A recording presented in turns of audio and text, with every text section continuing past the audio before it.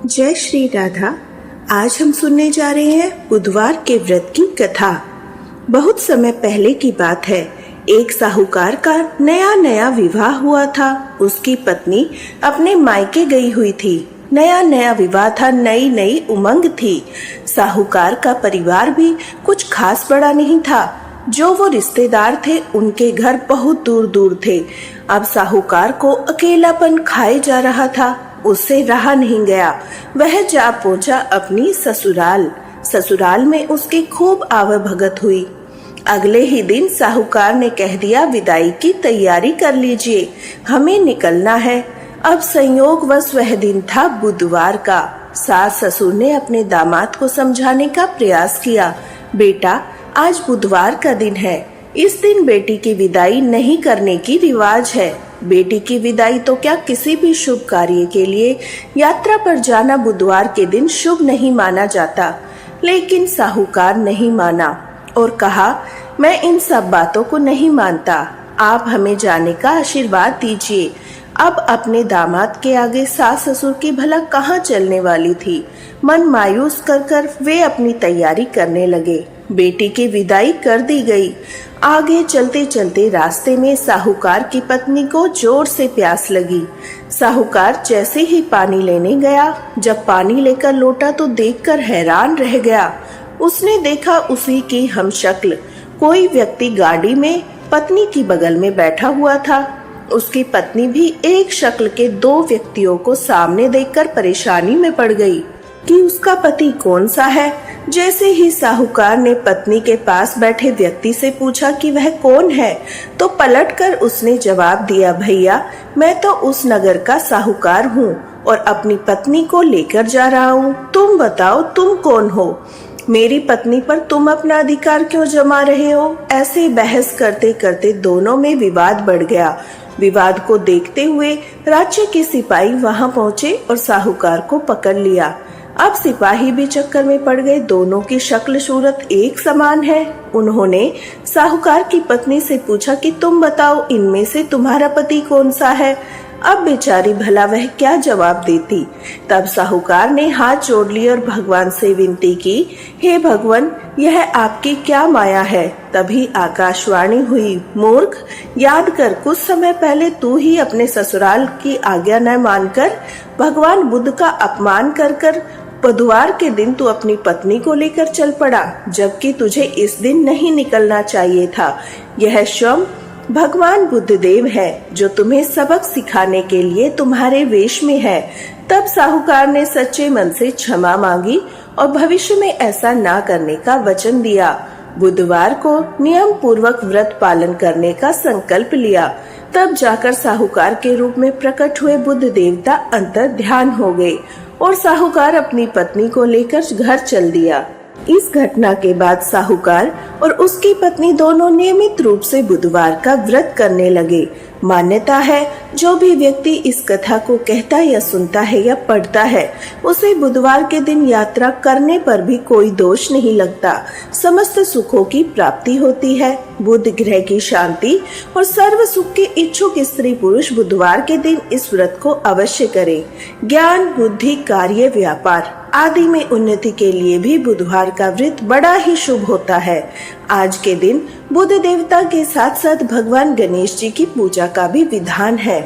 पौराणिक कथा के अनुसार एक बार ऋषि गणों ने पार्वती पुत्र कार्तिकेय जी और स्कंद कुमार से पूछा, हे स्कंद कुमार, दरिद्रता, शोक, कुष्ठ आदि से विकलांग, शत्रुओं से संतृप्त राज्य से निकाला हुआ राजा, सदैव दुखी रहने वाले, धनहीन, समस्त उपद्रवों से पीड़ित, विद्याहीन, संतानहीन, घर से निकाले गए लोगों, रोगियों और अपने कल्याण की कामना करने वाले लोगों को क्या उपाय करना चाहिए जिससे कि उनका कल्याण हो सके, उनके इन सभी कष्टों का निवारण हो सके।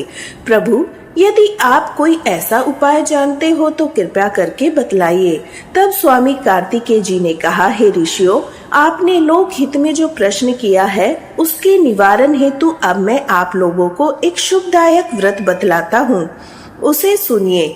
इस व्रत को करने से पृथ्वी के समस्त प्राणी सभी संकटों से मुक्त हो जाते हैं।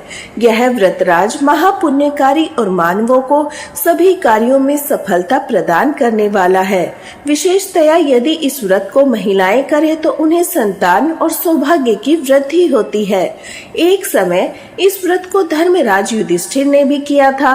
पूर्व जन्म में राजचित होकर अपने भाइयों के साथ जब धर्मराज वन में चले गए थे, तब उस वनवास काल में भगवान श्री कृष्ण ने उनसे कहा था। धर्मराज ने अपने सभी कष्टों के निवारण हेतु भगवान कृष्ण से जो प्रश्न किया था, उस कथा को अब आप भी श्रवण कीजिए। धर्मराज युधिष्ठिर ने भगवान श्री कृष्ण से पूछा, हे मधुसूदन, ऐसा कोई सा उपाय है जिससे हम वर्तमान संकटों से मुक्त हो सकते हैं? हे प्रभु, आप तो सर्वज्ञ हैं, आपसे कुछ भी छुपा नहीं है। प्रभु, अब हम लोगों के आगे किसी प्रकार का कोई कष्ट न भुगतना पड़े, ऐसा कोई उपाय बतलाइए। स्कंद कुमार जी कहते हैं, हे ऋषि गणों, जब धैर्यवान युधिष्ठिर विनम्र भाव से हाथ जोड़कर बारंबार अपने कष्टों के निवारण का उपाय पूछने लगे, तो भगवान ऋषिकेश ने कहा, हे राजन, संपूर्ण कामनाओं को पूर्ण करने वाला बड़ा ही गुप्त व्रत है। हे पुरुषोत्तम, इस व्रत के संबंध में मैंने आज तक किसी को नहीं बतलाया। हे राजन, प्राचीन काल में सतयुग की बात है। पर्वतराज हिमाचल की सुंदर कन्या पार्वती ने शंकर को पति के रूप में प्राप्त करने के लिए गहन वन में जाकर कठोर तपस्या की, किंतु भगवान शिव प्रसन्न होकर प्रकट ही नहीं हुए। तब शैलपुत्री पार्वती जी ने अनादि काल से विद्यमान गणेश जी का स्मरण किया। गणेश जी को उसी क्षण प्रकट देखकर पार्वती जी ने पूछा, मैंने कुटीर दुर्लभ और जो महर्षक तपस्या की, किंतु अपने प्रिय भगवान शिव को अभी तक प्राप्त नहीं कर सकी हूँ। वह कष्ट विनाशक दिव्य व्रत जिसे नारद जी ने कहा है, जो आपका ही व्रत है, उस प्राचीन व्रत के तत्व को आप मुझसे कहिए। तब पार्वती जी की बातें सुनकर तुरंत ही सिद्धियों को प्रदान करने वाले गणेश जी उस कष्टनाशक शुभदायक व्रत का प्रेम पूर्वक वर्णन करने लगे। गणेश जी ने कहा, हे अचल, शुद्धे, अत्यंत पुण्यकारी और समस्त कष्टनाशक व्रत को कीजिए। इसको करने से आपकी सभी इच्छाएं पूर्ण होगी। जो व्यक्ति इस व्रत को करेंगे उन्हें भी सफलता मिलेगी।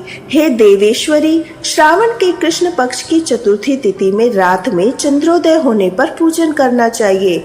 उस दिन प्रातः कृत से निवृत्त होकर आप मन में संकल्प करें, जब तक चंद्रोदय नहीं होगा मैं निराहार रहूंगी। फिर पहले भगवान गणेश जी का पूजन करेंगे, तभी मैं भोजन ग्रहण करूंगी। मन में ऐसा निश्चय करना चाहिए। इसके बाद सफेद तिल के जल से स्नान करें। अपने नित्य कर्म से करने के बाद हे सुंदर व्रती महिला, मेरा पूजन करें। यदि सामर्थ्य हो तो प्रतिमास स्वर्ण की मूर्ति का पूजन करें। स्वर्ण के अभाव में चांदी, अष्टधातु या मिट्टी की मूर्ति का पूजन करें। अपनी शक्ति के अनुसार सोने, चांदी, तांबे, मिट्टी के कलश में जल भरकर उस पर गणेश जी की प्रतिमा स्थापित करें। मूर्ति कलश पर वस्त्र ढककर अष्टदल कमल की आकृति बनाएं। उसी मूर्ति की स्थापना करें। इसके बाद षडोपचार विधि से भक्ति पूर्वक पूजन करें।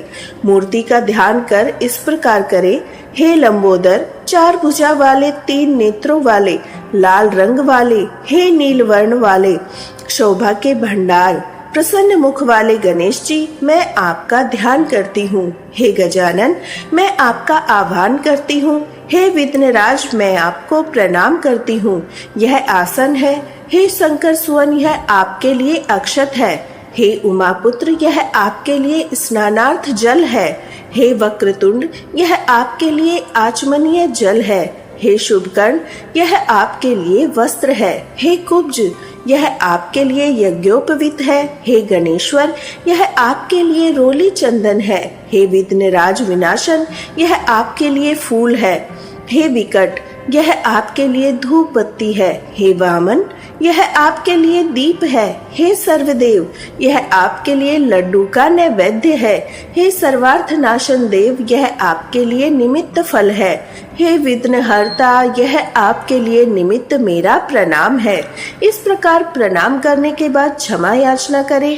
इस तरह षडोपचार रीति से पूजन करके तरह तरह के भक्ष्य पदार्थों को बनाकर भगवान को भोग लगाए। हे देवी, शुद्ध देसी घी में 15 लड्डू बनाए। सबसे पहले भगवान को लड्डू अर्पित करे, उसमें से 5 ब्राह्मण को दे। अपनी सामर्थ्य के अनुसार दक्षिणा देकर चंद्रोदय होने पर भक्ति भाव से चंद्रदेव को अर्घ्य दे। इसके बाद 5 लड्डू का श्वम भोजन करे। हे देवी, तुम सब तिथियों में सर्वोत्तम हो, गणेश जी की परम प्रियतमा हो। हे चतुर्थी, हमारे द्वारा प्रदत्त अर्घ्य को ग्रहण करो, आपको प्रणाम है। इस प्रकार से चंद्र देवता को अर्घ्य प्रदान करे। क्षीर सागर से उत्पन्न हे लक्ष्मी के भाई, हे निशाचर रोहिणी सहित हे शशि, मेरे दिए हुए अर्घ्य को ग्रहण करो। गणेश जी को इस प्रकार प्रणाम करे। हे लंबोदर, आप संपूर्ण इच्छाओं को पूर्ण करने वाले हैं, आपको प्रणाम है। ये समस्त विघ्नों के नाशक, आप मेरी इच्छाओं को पूर्ण कीजिए। इसके बाद ब्राह्मण की प्रार्थना करे। हे द्विजराज, आपको नमस्कार है, आपका साक्षात देव स्वरूप है। गणेश जी की प्रसन्नता के लिए हम आपको लड्डू समर्पित कर रहे हैं। आप हम दोनों का उद्धार करने के लिए दक्षिणा सहित इन 5 लड्डुओं को स्वीकार करें। हम आपको नमस्कार करते हैं। इसके बाद ब्राह्मण भोजन कराकर गणेश जी से प्रार्थना करें। अगर इन सब कार्यों को करने की शक्ति न हो तो अपने भाई बंधु के साथ दही और पूजन में नैवेद्य पदार्थों का प्रयोग करें। भोजन प्रार्थना करने के बाद प्रतिमा का विसर्जन करे। अपने गुरु को अन्य वस्त्र आदि और दक्षिणा के साथ मूर्ति दे। इस तरह से विसर्जन करे कि हे देवों में श्रेष्ठ गणेश जी, आप अपने स्थान को प्रस्थान कीजिए। इस व्रत पूजा के फल को मुझे प्रदान कीजिए। हे सम्मुखी, इस प्रकार जीवन भर गणेश जी का व्रत करना चाहिए। यदि जन्म भर ना हो सके तो 21 वर्ष तक करे। यदि इतना करना भी संभव ना हो तो 1 वर्ष तक 12 महीनों के व्रतों को करे। यदि को इतना भी न कर सके तो वर्ष के 1 मास को अवश्य ही व्रत करे। सावन चतुर्थी के व्रत का उद्यापन करे। संकट नाशन गणेश जी चतुर्थी उद्यापन विधि। सबसे पहले सर्व शास्त्रवेता गणेश जी पूजन आचार्य का वर्णन करे। उनकी आज्ञा के अनुसार शास्त्रोक्त रीति से पूजन करे। अपनी शक्ति के अनुसार 108, 28 या 8 लड्डू से गणपति हवन करे। केले के खम्भे, तोरण आदि से ऊंचा मंडप बनाए। नृत्य, गीत, वाद्य आदि से उत्सव कराए। भक्ति भाव से मग्न होकर गुरु की पूजा करे।